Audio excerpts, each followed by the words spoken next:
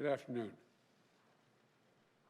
Before I begin, let me just say two things. One, when this is all over, I'll take questions when we finish today's announcements. But let me begin by expressing my deep sympathy for the family of Capitol Officer Sicknick, who has died in the line of duty. Our sympathies and our concerns go out to his family, and the people responsible should be held accountable, and they will be. But today I'm pleased to announce the latest members of our economic team. And with their announcement, I'm proud to announce we have finished naming our cabinet, saving the best for last year. 24 outstanding women and men who will get our country moving again, and who are going to restore trust in our government again, and all of whom are ready on day one to do their job. This is a cabinet that I promised you, and I've fulfilled that promise. It looks like America. It taps into the full range of talent we have in our nation, and we have immense talent. It's a historic cabinet.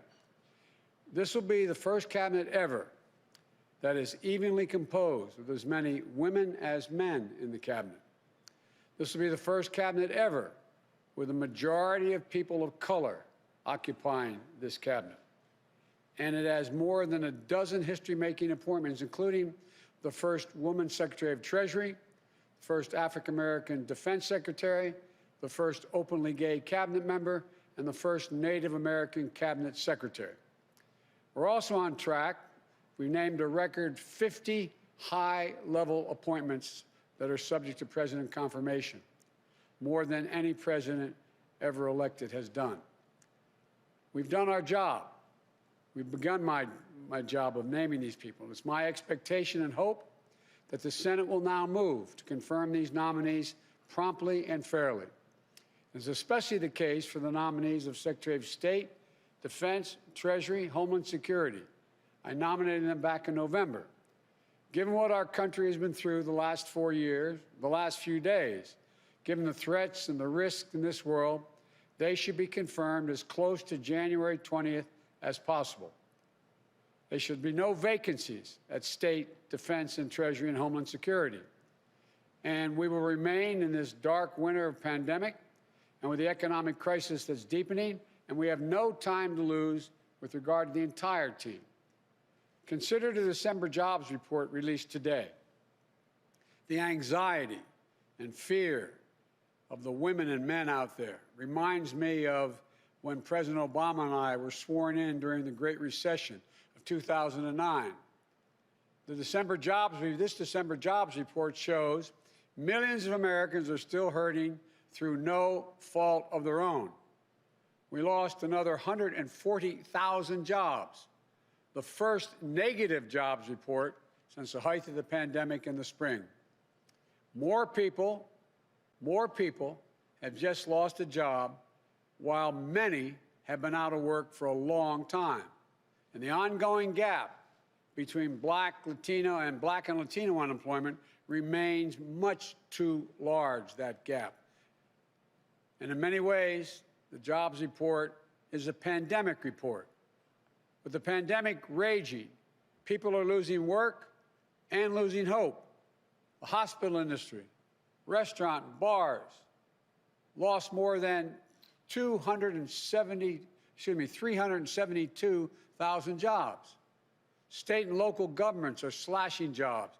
20,000 local educators lost their jobs just last month. In the midst of this pandemic, there are millions of people out of work, unable to pay their rent or their mortgage. They're waiting in line for hours to get food from a food bank. Think of this, the United States of America.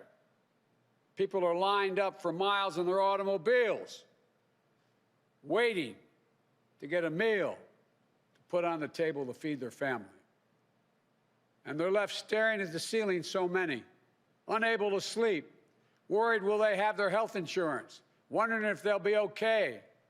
The bottom line is the job report shows we need to provide more immediate relief for working families and businesses now, now.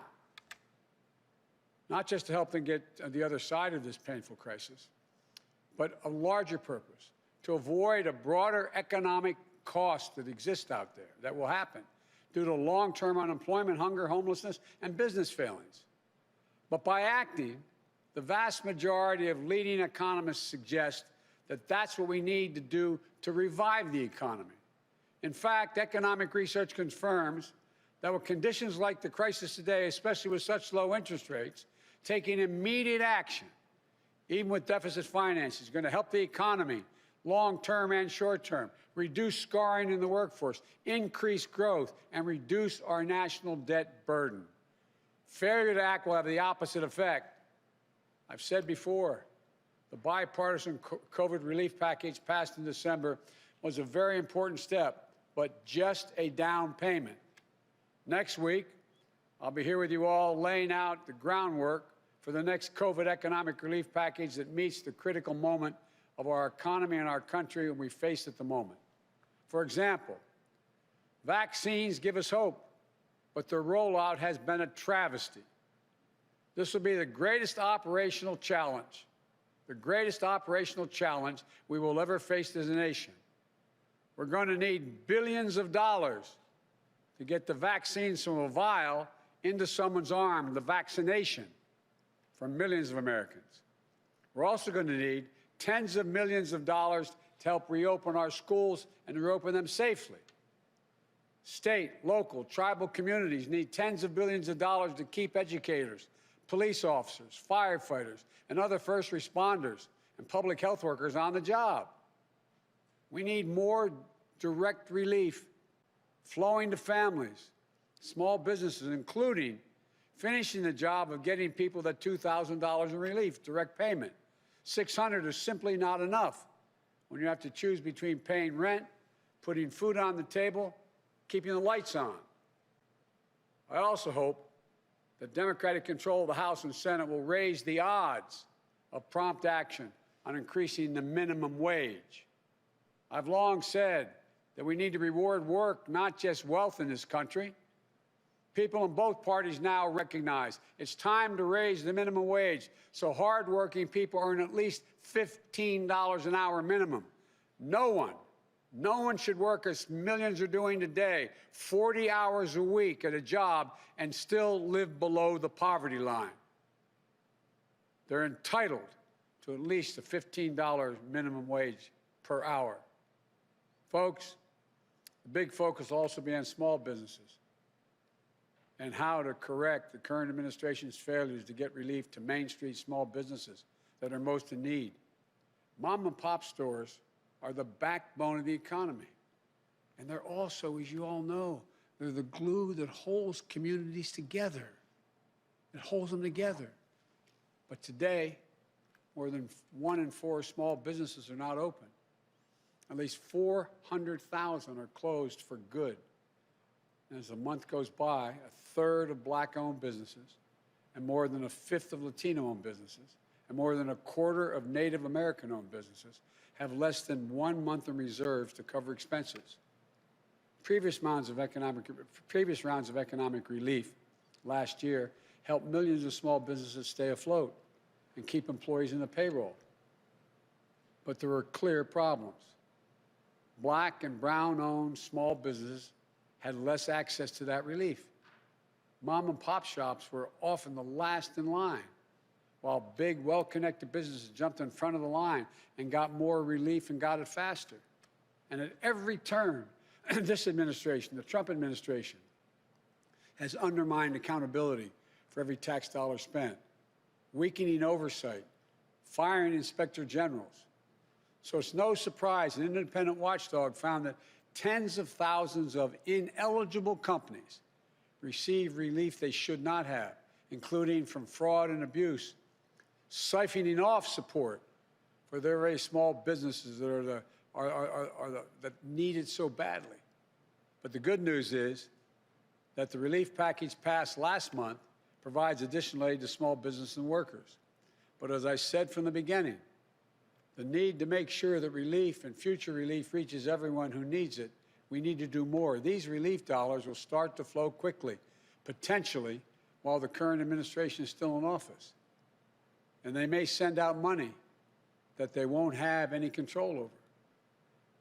But for what we have to control, need control over, I want to be very clear what my priorities are for distributing this emergency aid swiftly and equitably. Our focus will be on small businesses on Main Street that aren't wealthy and well-connected, that are facing real economic hardships through no fault of their own. Our priority will be Black, Latino, Asian, and Native American-owned small businesses, women-owned businesses, and finally, having equal access to resources needed to reopen and rebuild. But we're going to make a concerted effort to help small businesses in low-income communities, in big cities, small towns, rural communities that have faced systemic barriers to relief.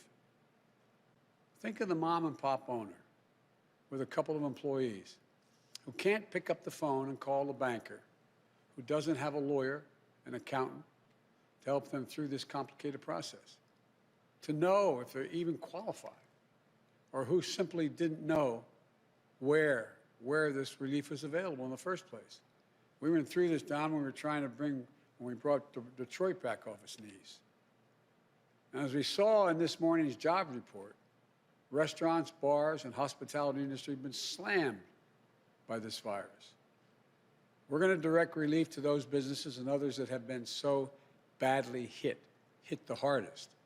We owe them that support to help them get through the other side of this crisis. And I promise you, we will investigate and prosecute waste and fraud in these programs so that money goes to the companies that deserve it, and we'll use it to help their employees and their communities.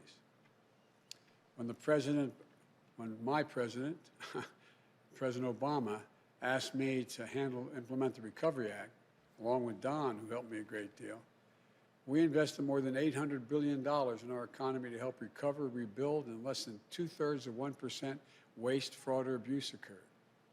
We know how to do this. We know how important predictability and clarity are to small businesses.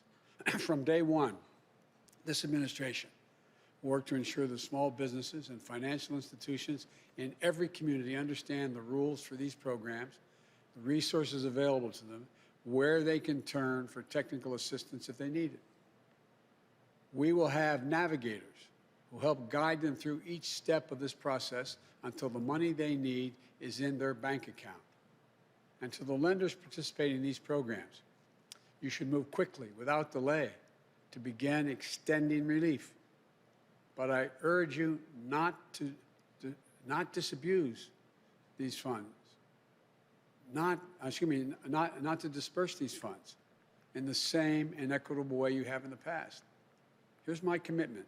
In return, we'll make our expectations of you crystal clear, the banks, so that you can quickly and equitably deliver relief to the communities that you serve, unlike what's been happening in many places. The bottom line is, we're in the midst of the most unequal economic and jobs crisis in modern history. Congress needs to act as quickly as possible on all the issues I just laid out. That's how we can contain the pandemic, build back better with an economy that works for all Americans. And this is a team that's going to help get that done. For Secretary of Commerce, I nominate Governor Gina Raimondo of Rhode Island, the daughter of a working-class family who knows what it's like when her parents' factory job was shipped overseas. She never took her parents' sacrifices for granted. She always remembers where she came from. She became a successful entrepreneur who created jobs on Main Street and brought businesses back from the edge. She became a state treasurer who invested in local communities and took on financial predators. And today, she's one of the most effective, forward-thinking governors in the United States of America, the first woman ever to lead the Ocean State. She created an innovative loan program that helped minority-owned and women-owned businesses access the capital they need, but wasn't always available to them.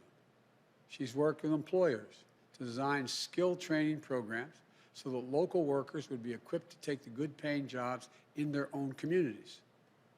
She's put Rhode Island on the path to achieving 100% renewable energy, and she'll be a key player in helping position the United States as a global leader in the 21st century clean energy economy. And she knows what her fellow governors, Democrats and Republicans alike, are dealing with on the front lines of the pandemic and economic crisis they're facing, and how we can all partner together as one nation to contain COVID-19 to build back better.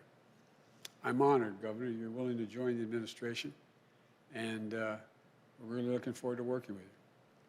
For Secretary of Labor, I nominated a good friend and a stand-up guy, Marty Walsh of Boston, son of Irish immigrants. From his only downside, they're not from Mayo, they're from Galway. From Galway, moved to Boston. Marty was born and raised in Dorchester.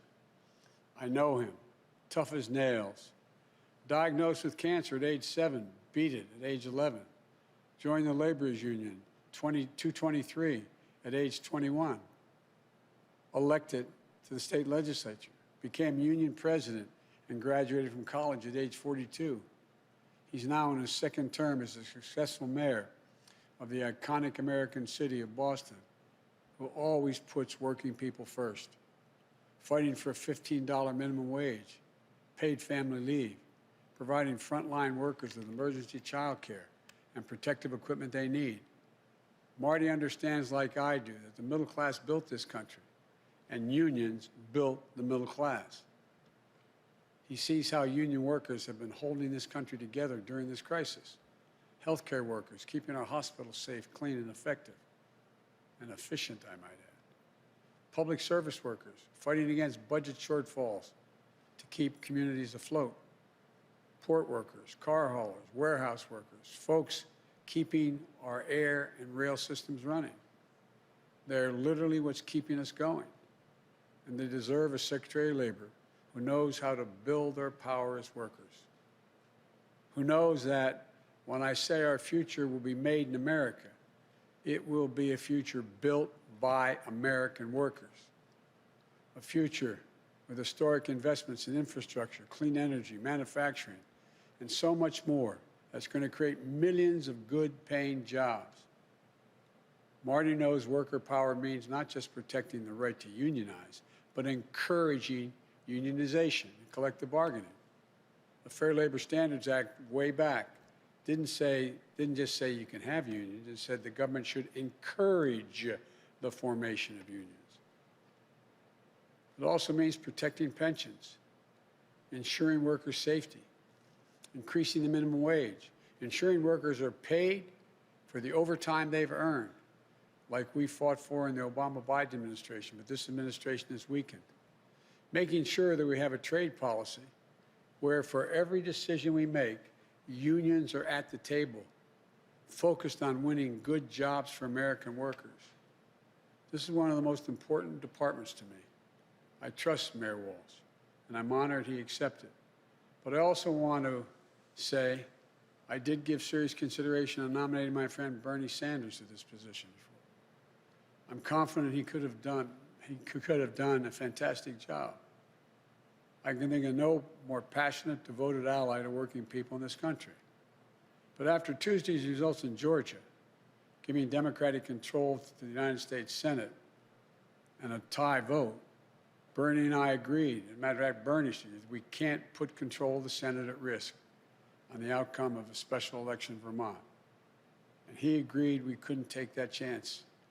We also discussed how we'd work together, travel the country together, helping Marty, meeting with working men and women who feel forgotten and left behind in this economy.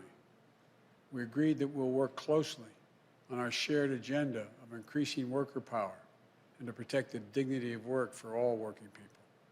I want to thank Bernie for his continued friendship and leadership. I look forward to us working together along with Marty, and he thinks I made a good choice. For Administrator of the Small Business Administration, I nominate Isabel Guzman. Isabel grew up in California, working alongside her dad in a small veterinary business that he built. She devoted an early understanding and developed an early understanding of what small business means to their employees and to the neighborhood they support, and to the families whose dreams they represent. She dedicated her career to creating jobs, to supporting entrepreneurs as a senior official on the Obama-Biden Small Business Administration. As director of California's Office of Small Business and a small business advocate, she worked tirelessly to ensure that everyone with an entrepreneurial spark had a fair and equal shot at getting off the ground and succeeding. The Biden-Harris administration will be locked in on helping small businesses recover, rebuild, and remain the engines of our economic strength.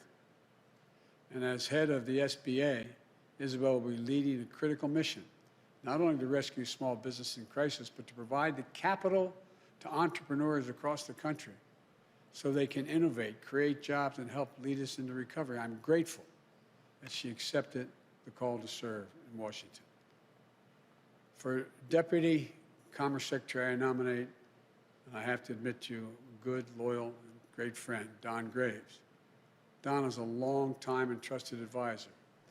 He was there at the Treasury Department during the depths of the Great Recession, helping small businesses weather the storm and stay afloat. When President Obama asked me to lead the effort to get Detroit out of bankruptcy and off its back and on its feet again, he said I could take anyone in the administration on my team to do it full time. So I went to the Treasury Department. I tasked Don to come over and work for me and work on it full time. It was the best decision I ever made in that effort. I'm not sure how he thinks about that, but I think it was the best decision I've ever made. And did a great job working with city officials, state officials, on its road to recovery. And by the way, it's the little things. It's getting to know what's happening on the ground. Remember how we went through the issue about the number of buses and lights, street lights and the like. It gets down to the nitty-gritty of what has to be done. We found out that Detroit had a lot of qualified people, but during the Great Recession, almost everyone who knew how to program anything left. So when we finally got it back on its feet again, we found out there wasn't anybody left to know how to turn on the street lights, literally, run the sewer department. So we went out and we got an outfit to come in, and we said, find us some high-tech people. They came back, what was it, 53, 55 people. They all happened to be women.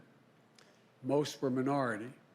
None had more than a high school degree, and a quarter of them only had a GED. And I remember even our very liberal friends, we told them we were doing this, they said, oh, I'm not going to be able to do this. Well, guess what? In a 14-week program, they were taught how to program. They were taught how to do it all. They ended up putting the city back on its feet. Every one of them left after that time because we went to the graduation. The lowest starting salary, if my recollection is correct, was $49,000. The highest, $104,000. Point is, give people a chance. Americans can do anything given a shot. He also helped me lead our national strategy to equip workers with the skills they need for good paying jobs in the 21st century in healthcare, IT, clean energy, advanced manufacturing, and so much more. He was there to help me launch the National Cancer Moonshot and marshal the full resources of the federal government to help end cancer as we know it. A cancer survivor himself diagnosed and treated while he was working on this for me. Don knows about hope and he knows about resilience. And I'm grateful to him and to his wonderful family for once again answering the call to serve. I want to thank you all. Thank your families. And I don't want to embarrass him, but there's one guy up in the gallery here, Tommy, who's my buddy, who is the son of the governor. Thanks, Tommy, for supporting Mom doing this. And to American people, I know these times are tough, but I want you to know that we're going to get through this. Help is on the way. These people know what they're about. They know what it's like. So may God bless you all, and may God protect our troops. Now what I'd like to do is turn this over to the team, starting with our next Secretary of Labor, Marty Walsh. And after all is said and done, what I'll do is I'll come back and answer some questions. Thank you. Marty, the platform's yours, pal.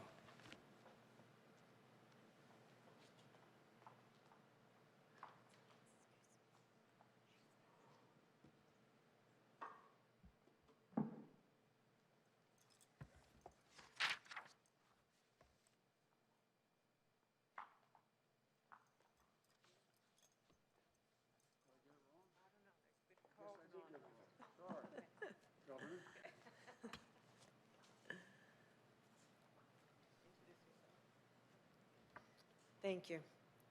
Good afternoon. Good afternoon.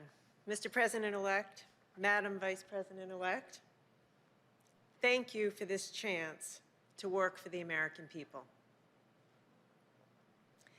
I want to begin by thanking my amazing family, my wonderful husband, Andy, my daughter, Cece, my son, Tommy, who's here in the balcony. Thank you for your endless love and support.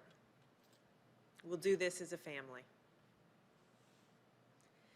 The mission of the Commerce Department is a very simple one: to help spur good-paying jobs, to empower entrepreneurs to innovate and grow, to come together with working families and American businesses to create new opportunities for all of us. It's a simple but vital mission. It's the same mission that's driven my own life and the path of my family across generations. My grandfather was 14 years old when he came to this country. He got on a boat by himself at 14 years old from Italy. He came to America in search of new possibilities. He taught himself English late at night in the Providence Public Library. The library was open late at night. He started a family, and the first chapter of our family's new American story. And my father was the son of another Italian immigrant, a butcher who helped found the Meat Cutters Union in Rhode Island, which is now the UFCW local in Rhode Island.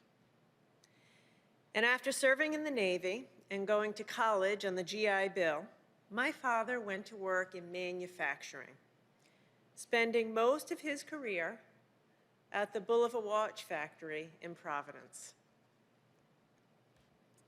Now, I was the youngest of 3 kids, and there were 6 of us, including my grandfather, all in a small house, sharing one bathroom. Now, we didn't have a lot, but we had everything that we needed. Until one day, my dad came home and he said the factory was going to close. The jobs were going overseas. And so after 28 years of dedicated work, he was pushed unceremoniously into early retirement in his mid-50s. I have to tell you, it was a very difficult time for my family. And like so many American families across this country today, we had to cut back to make it through. But my mom kept our family together, and we did get through. And I went on to college, and I started to chase my own dream of starting a business and creating jobs for hardworking people. Because I knew exactly what those jobs would mean. What those jobs would mean for families who had fallen on hard times, for communities where the factory had shut down, and for a state that needed a shot in the arm to get back on its feet. When I announced my run for governor, Rhode Island was in the midst of an 8-month streak as the state with the highest unemployment rate in the nation. But over the last 6 years, we've worked hard, we fought back, and we've grown our way back, achieving a record number of jobs and the lowest unemployment rate in over 30 years. Now, we did that by bringing together our workers and businesses, working together, coming together in common cause. We invested in our people, in their skills, their opportunities, and their dreams. We helped new businesses launch, and we sparked others to hire and grow responsibly. That's the same vision, the same faith in American workers, in American entrepreneurs, that I see in the Build Back Better agenda. It's a vision for an inclusive recovery that lifts up those who've been left behind. It's a vision for a national effort that provides skills, training, and wraparound supports to get Americans back to work. It's a vision for rebuilding American manufacturing and bringing back jobs to America from overseas. And that's why I am ready to get to work. I am excited to get to work on a national scale to help realize the vision of the President-elect and Vice President-elect to help more hardworking families in every community write the next chapter of their own American stories. So thank you. Thank you for this opportunity to serve the American people.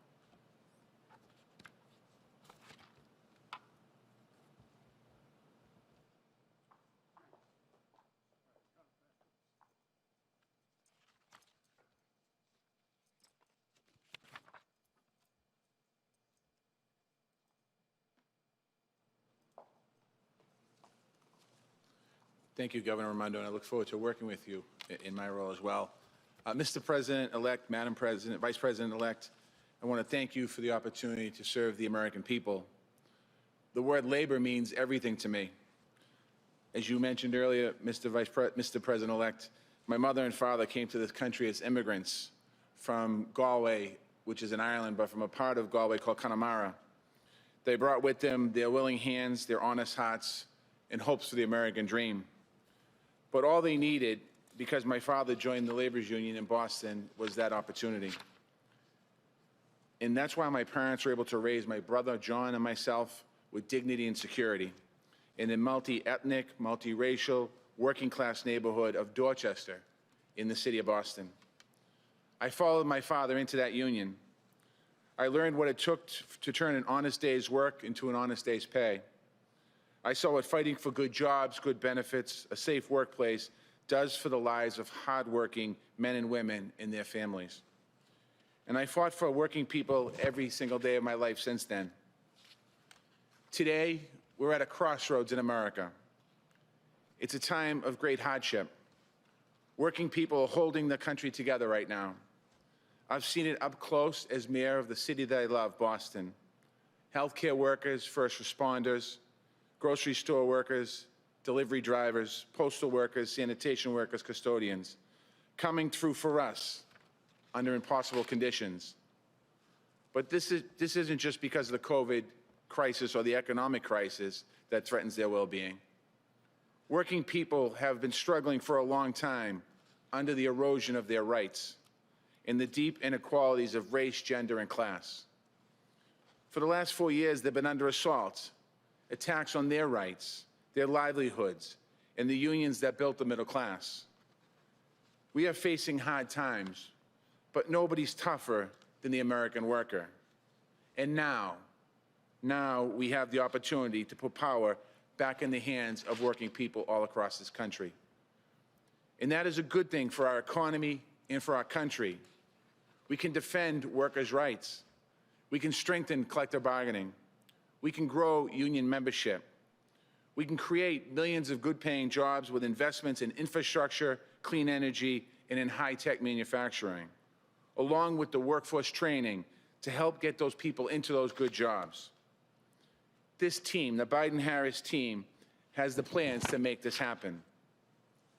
Mr. President-elect, we spent many memorable days together in my hometown at a rally to support grocery store workers fighting for their rights, at my inauguration as mayor, and on a day that I will never forget, at the Boston Marathon Memorial, where you lifted up our whole city's spirits. So I know that from Dorchester to Scranton, Wilmington to West Virginia, and all across this great nation, your home and your heart are with the working people. I look forward to working with you to deliver good jobs with dignity, security, prosperity, and purpose to all American families. And I look forward to working with this entire administration, shoulder to shoulder, with American workers to build back our country better. Thank you once again for this incredible honor. May God bless the American worker, and may God bless the United States of America.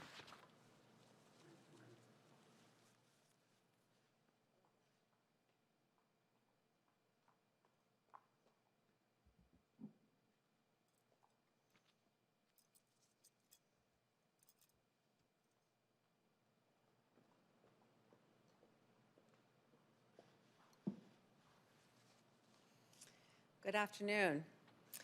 Mr. President-elect, Madam Vice President-elect, I am honored and truly thankful for this opportunity to serve America's small businesses.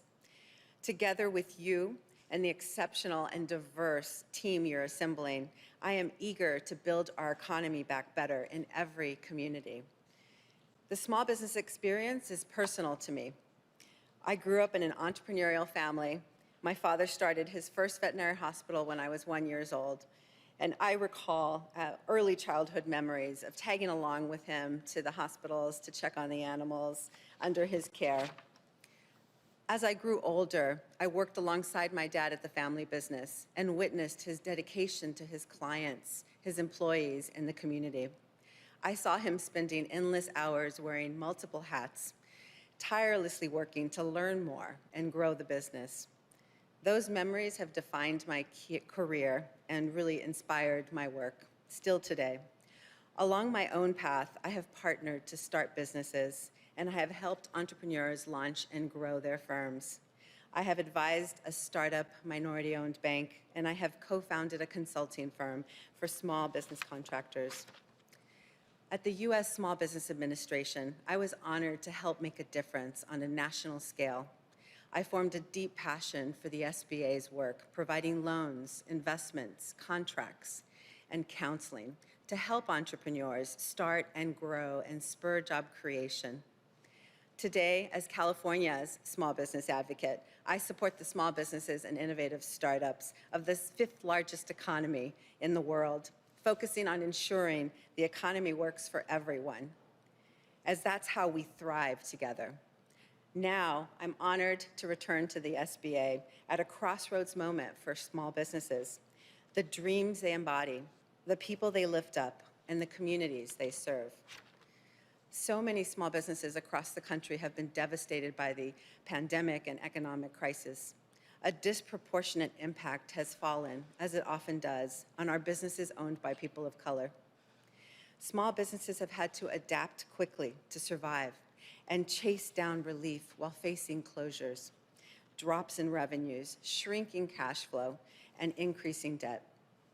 I know you believe wholeheartedly, Mr. President-elect and Madam Vice President-elect, that all of our small businesses are critical to our collective success as a nation. Their American dreams fuel our economy, bring new ideas to transform our lives for the better, and enliven every main street in America. And now more than ever, our small businesses need us. I share your commitment to help strengthen the many small business owners who have seen their dreams and their livelihoods impacted by COVID-19. And to create opportunities and instill greater equity in all of the new startups that will lead us to recovery. I am excited to get to work with the incredible mission-driven civil servants at the SBA to help America's small business owners build better futures for their families and their communities. And I am grateful for this opportunity to serve. Thank you so much.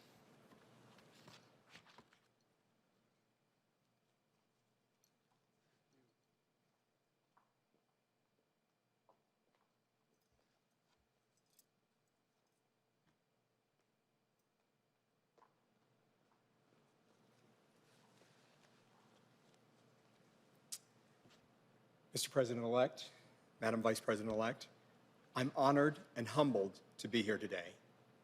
I first want to thank my family for giving me permission to once again serve the American public. I've spent my career in government, the private sector, and nonprofits, finding ways to ensure that economic opportunity is inclusive and broad-based. And as it is for all of us in our own ways, it's personal. I come from a long line of small business owners, including one who owned and operated the only African-American-owned hotel in the mid to late 1800s, just 4 short blocks from where the Commerce Department sits today.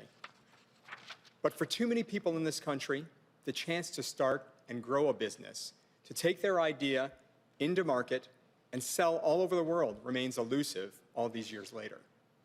But we also know that government, its resources, and its experienced and capable civil servants can help level the playing field and empower people, communities, and our economy to reach their full potential.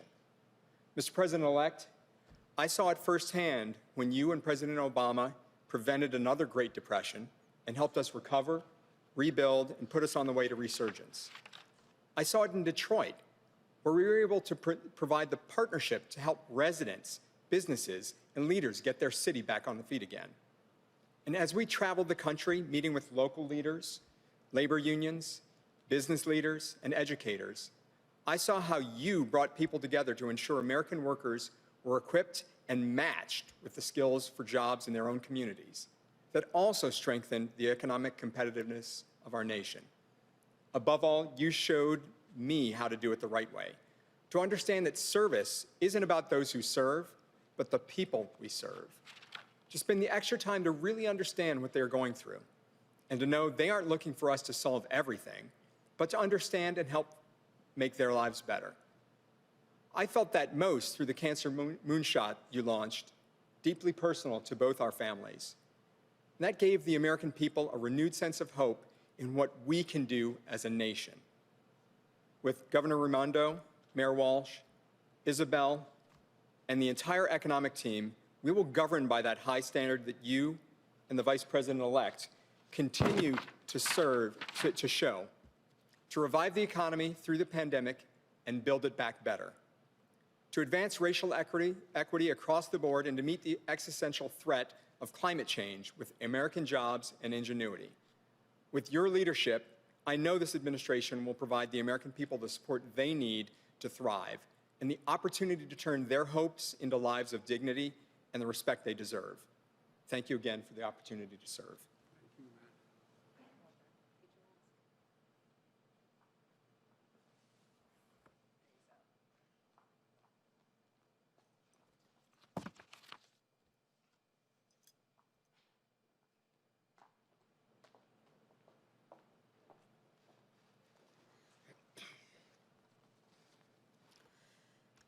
One of the fundamental values that the President-elect and I share is a belief in the dignity of work. We both understand that a job is so much more than just a paycheck. It's about dignity and respect.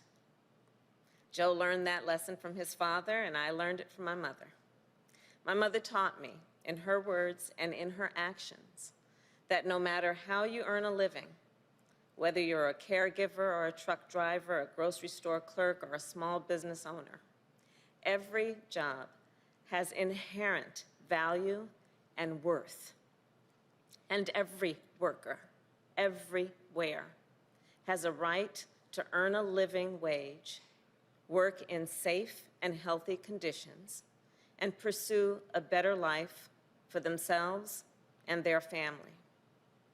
We also know that right now, the dignity of an honest day's work and the financial stability of a steady income are out of reach for millions of Americans. The December jobs report makes that very clear. Food banks, as the President-elect has said, are being strained, trying to feed people who've had to worry for the first time in their lives about where they can find their next meal. Essential workers, like the nurses Joe and I called over the holidays, continue to risk their own health and the health of their families for all of us. Small business owners, from restaurants to barbershops to dry cleaners, they're hurting. And let's be clear, those who run America's small businesses, they're not just business leaders, They are civic leaders. They are community leaders. They're the ones who sponsored the Little League team and scholarships for local kids and all kinds of local causes and activities. They're the ones who are role models in their communities. And we've got to do right by them.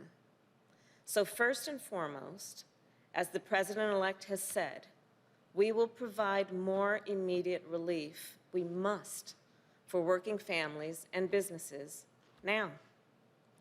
And even as we address our immediate crises, even as we work to contain this pandemic and open our economy responsibly, we must also do what President-elect Biden and I have pledged to do. We must build our economy back better so that it lifts up everyone, no matter what you do for a living or where you live, whether it's in a small town, a big city, or anywhere in between. And that means providing access to capital for small business owners, the economic engines of our neighborhoods, so that they can create the jobs that are in our communities and help our communities thrive. It means making sure we're equipping workers with the skills they need for the jobs of the future, and making sure our entrepreneurs and businesses continue to out-innovate and out-compete the rest of the world. And it means protecting and expanding workers' rights by fighting for a higher minimum wage and paid leave, safe and healthy workplaces, and stronger unions. From working with unions as San Francisco's district attorney to helping author the Domestic Workers' Bill of Rights in the United States Senate, I can tell you from personal experience that whether it's the apprenticeships of the building trades or the caregiving skills of home health care workers, this is some of the most important work being done in our country. The President-elect and I know that, and so does this team we are announcing today. These are leaders, and I've worked with many of them, who together with the rest of our economic team will help create millions of good-paying union jobs and build an economy that is stronger and fairer for working people. They are seasoned public servants with track records of not only standing up for workers and unions, but creating and spurring innovation and creating opportunities for small business owners. And like President-elect Biden and I, they will fight to honor the dignity of work. The President-elect and I share a vision of America where opportunity is within reach for all the people, where everyone can see a better and a brighter future for themselves and for their children. With the leadership of these public servants and our entire economic team, we will get to work building that America less than 2 weeks from today. Thank you so very much, Mr. President-elect. Thank you.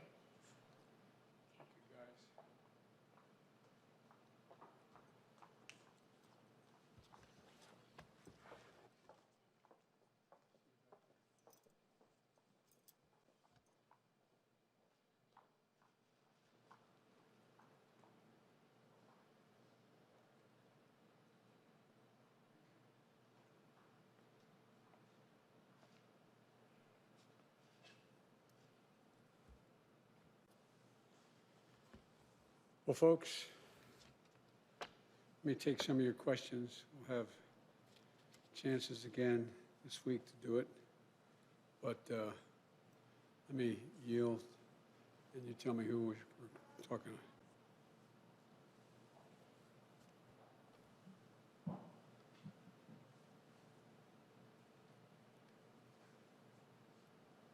Mr. President-elect, while we have been here, as you've been announcing your economic team, we've learned that House Democrats are currently planning to introduce articles of impeachment against President Trump as soon as Monday. At that point, it'll be just a little over a week before the president leaves office. Do you believe this is a good idea?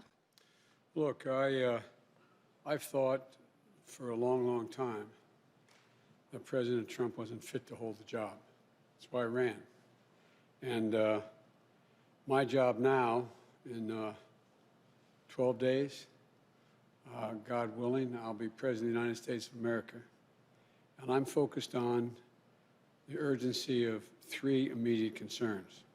One, the virus, getting it under control, getting the vaccine from a vial into people's arms. I think the way it's being done now has been very, very sad.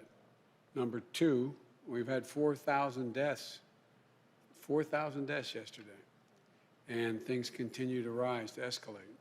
That's my number one concern, to get the virus under control. We lost over 125,000 jobs this last month, and people are really, really, really in desperate shape. And so I'm focused on the virus, the vaccine, and economic growth. What the Congress decides to do is for them to decide. But I'm going to have to, and they're going to have to be ready to hit the ground running, because when Kamala and I are sworn in, we're going to be introducing immediately significant pieces of legislation to deal with the virus, deal with the economy, and deal with economic growth. So we're going to do our job, and the Congress can decide how to proceed with theirs. But if a Democratic member of Congress were to call and ask for your advice about whether they should proceed with this, what would you tell them? I'd tell them that's a decision for the Congress to make. I'm focused on my job. And did you speak with House Speaker Nancy Pelosi before this decision was made, or is that conversation that's still going to happen? I'll be speaking with Nancy and the Democratic leadership this afternoon, as a matter of fact, about my agenda, as well as whatever they want to talk to me about. Okay, thanks.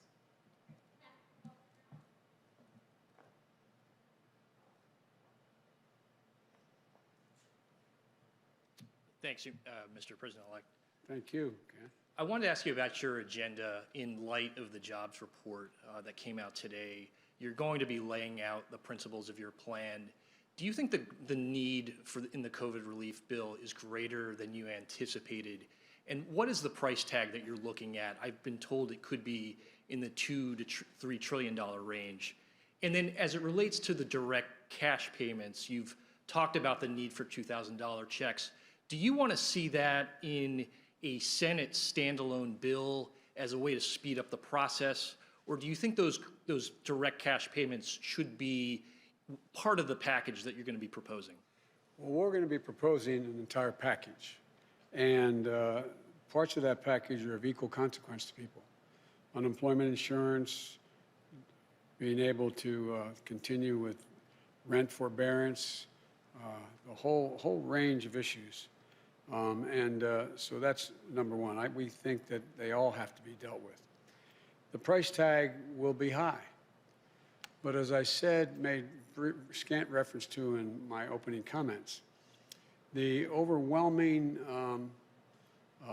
consensus among the leading economists, left, right, and center, is that in order to keep the economy from collapsing this year and getting much, much worse, we should be investing significant amounts of money right now to grow the economy.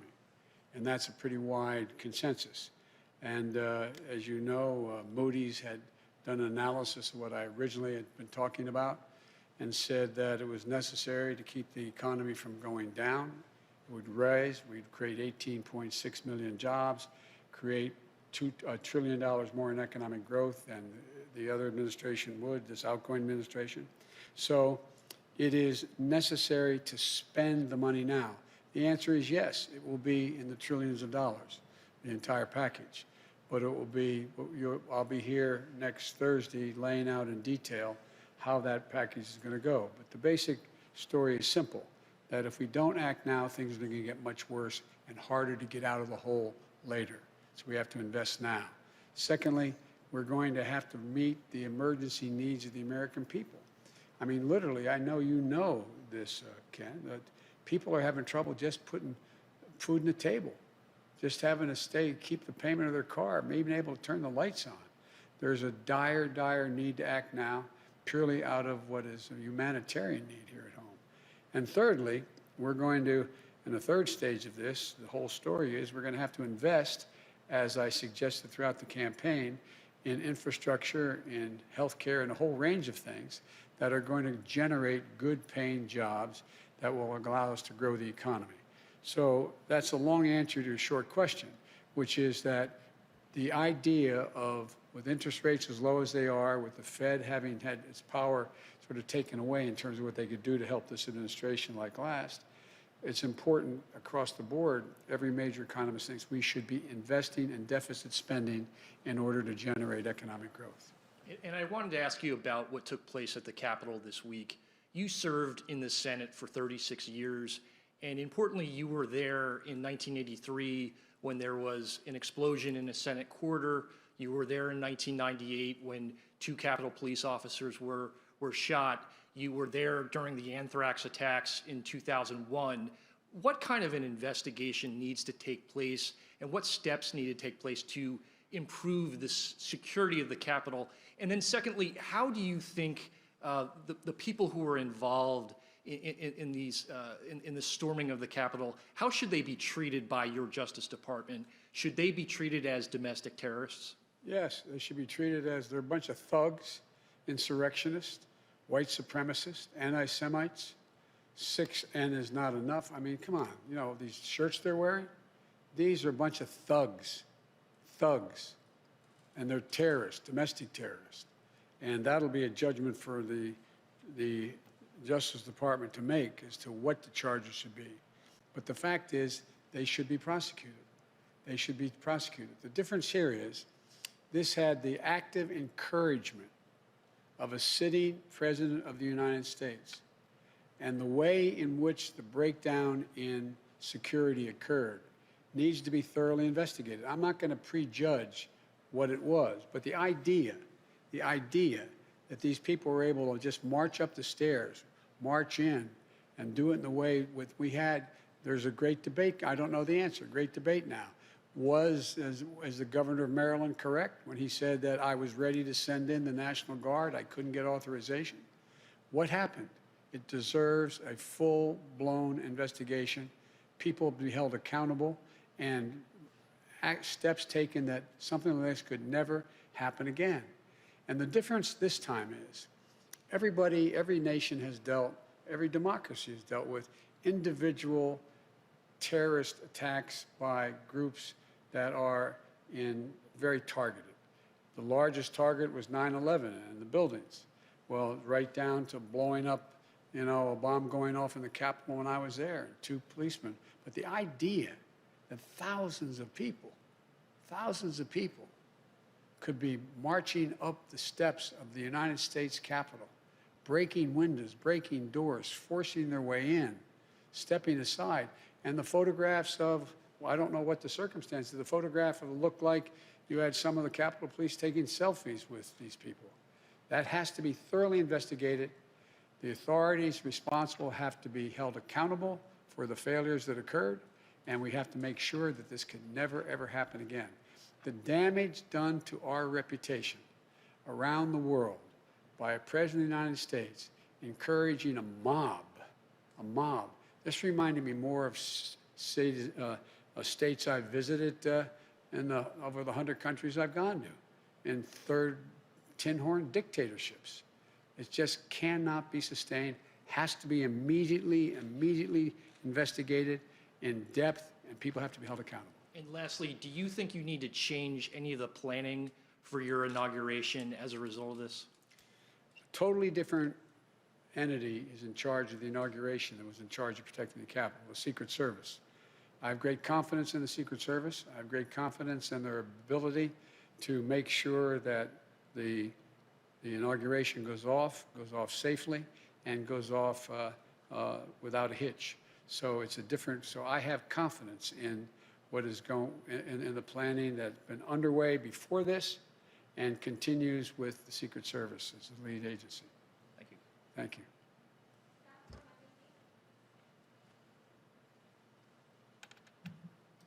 President-elect Biden, Vice President-elect Harris, good to see you both. I want to pick up on something that you just said about President Trump actively encouraging the insurrection at the Capitol. Given the perceived threat that he poses, my question to you is not so much about the role that Congress should play in impeachment, but rather, should President Trump, in your estimation, remain in office? I didn't think, look, I've been saying for now well over a year, he is not fit to serve. He is not fit to serve. He's one of the most incompetent presidents in the history of the United States of America. And so the idea that I think he shouldn't be out of office yesterday is not the issue. The question is, what happens with 14 days left to go or 13 days left to go? And I think that what 81 million people stood up and said, it's time for him to go.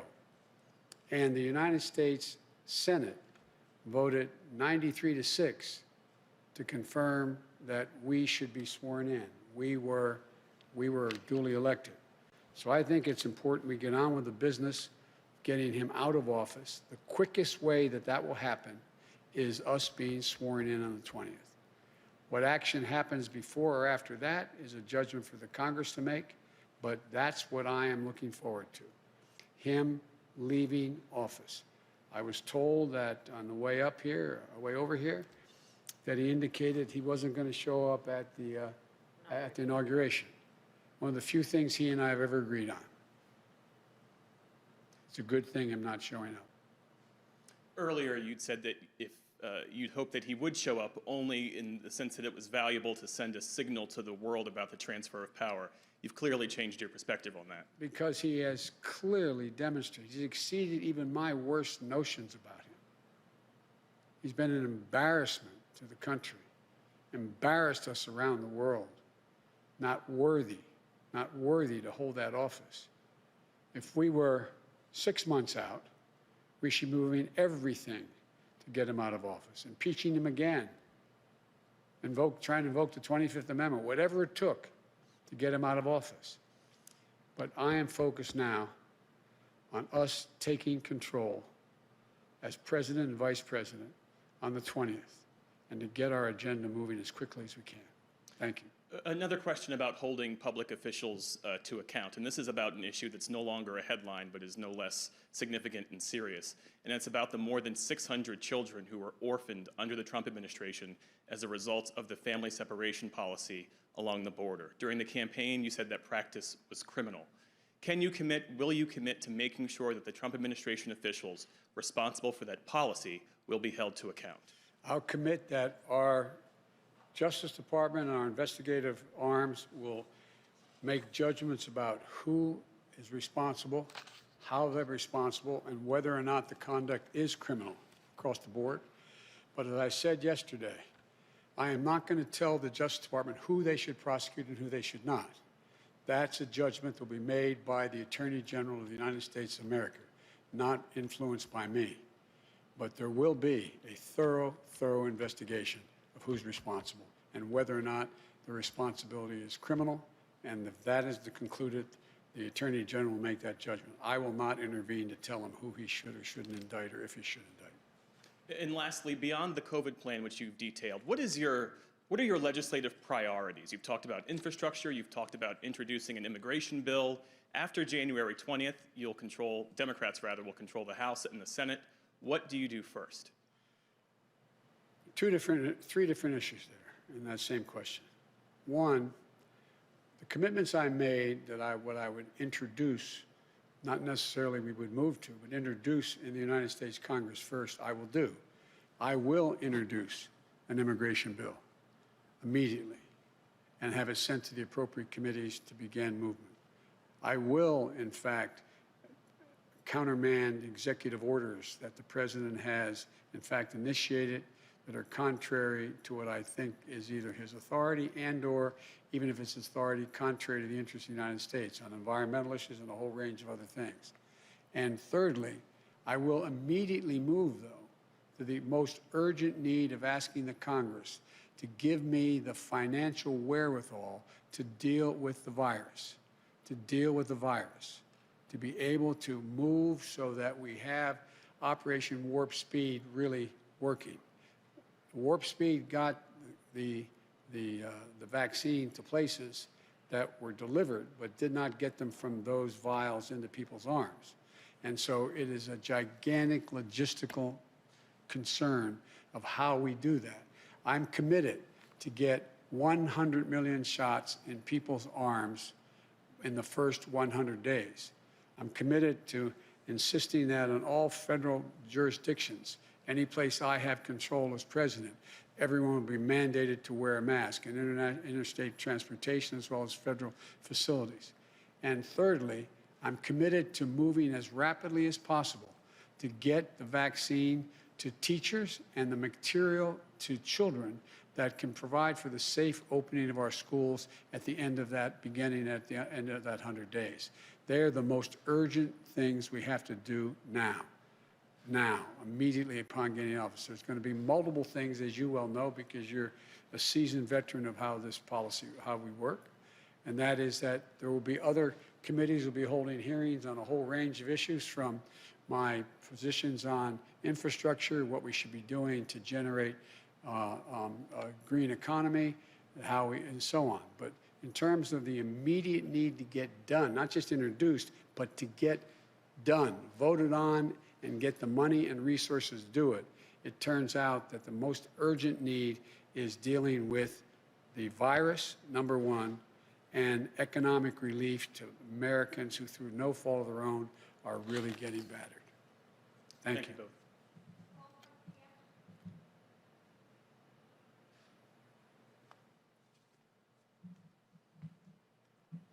Thank you, Mr. President-elect and Madam Vice President-elect. I want to follow up with respect to what you just said about the inauguration and that it's a good thing that the president is not coming. But what about the Vice President, Mike Pence? He's welcome. I think it's important that as much as we can stick to what have been the historical precedents of how, in the circumstance in which an administration changes, should be maintained. And so if the Vice President is welcome to come, we'd be honored to have him there and to move forward in the transition. Have you spoken to him at all? No, I haven't. And you have called for unity and healing in this country, but after the events of Wednesday, does that make your job easier or harder? I think it makes my job easier, quite frankly. I've had a number of my Republican colleagues, former colleagues, I used to serve in the Senate for a long time, call me. Many of them are as outraged and disappointed and embarrassed and mortified by the president's conduct as I am and Democrats are. And I think I have said from the beginning, and I have not changed my view, my overarching objective is to unify this country. We must unify the country. And I think that you've heard me say this before, and I apologize for repeating myself, but understandably the questions are repetitive and good. I mean, I'm not being critical of the question. And that is that there's two ways people are inspired: by inspirational leaders and by terrible leaders. By terrible leaders. What this president has done is rip the Band-Aid all the way off to let the country know who he is and what he's about and how thoroughly unfit for office he is. And you see already a number of Republicans. I was so proud. I know we're on opposite sides. I'll get criticized from some of the people in my party for saying this, but I've worked very hard with and against the former, soon-to-be former Majority Leader, Mitch McConnell. I thought what he said on the floor of the United States Senate was, in fact, the right thing to do. He stood up. He's ashamed. I spoke with a guy I have enormous respect for, and I ran against him, Mitt Romney. I spoke to Mitt this morning again. This is a man of enormous integrity, who lives his faith. There are so many more, but there's others who should be ashamed of themselves. But they make up a minority of the Republican Party. This isn't about Republican, Democrat anymore. This is about people who understand what this country's about and the things we have to agree on and move together on.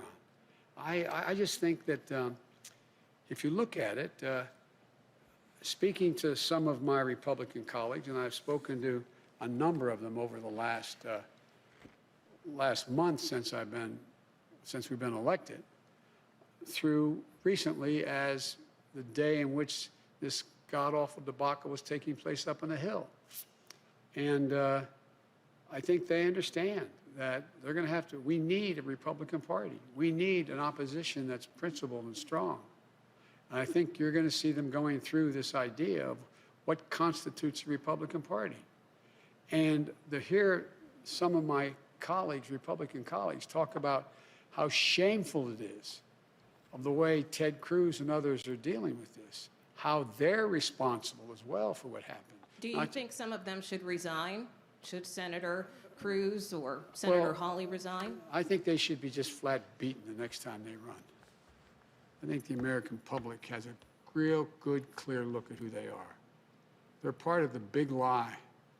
The big lie. I was being reminded by a friend of mine, and maybe you were with me, I can't recall, when we were told that, you know, Goebbels and the great lie, you keep repeating the lie, repeating the lie. Well, there was a print that when Dresden was bombed, firebombed, there were 250 people that were killed, or was it 2,500 people were killed? And Goebbels said, no, 25,000 or 250,000 were killed. And our papers printed that. Our papers printed it. It's the big lie. People will know it's one thing for one man, one woman, to repeat the lie over and over and over again. By the way, Trump said that before he ran. If you say it enough, I'm going to convince you. I'll say it enough. The press is bad, the press is bad, the press is bad, the press is bad. If he's the only one saying it, that's one thing. But the acolytes that follow him, like Cruz and others, they are as responsible as he is. And so it's not about whether or not they get impeached. It's about whether or not they can continue to hold power because of the disgust the American people have for their actions. There are decent people out there who actually believe these lies because they've heard it again and again. I was with a friend of mine who's a medical doctor telling me that his neighbor said to him, he lives in another state, his neighbor's a good person, said, but you know, doc, this is true. There's a lot of chicanery that went on in this election. He said, tell me what? Well, I just know there was. They say it is. They say it is. This is a human condition. You say it and say it and say it and say it. The degree to which it becomes corrosive is in direct proportion to the number of people who say it. And so it's interesting to me, and I was pleased to hear some of the more prominent Republicans say to me that the Ted Cruzes of the world are as responsible in terms of people believing the lies as, not as responsible, but similarly responsible like Trump. But they didn't say, go to the Capitol, I'll be with you, follow. That's a different story. Thank you. Thank you. Thank you all very, very much. Appreciate it. Thank you.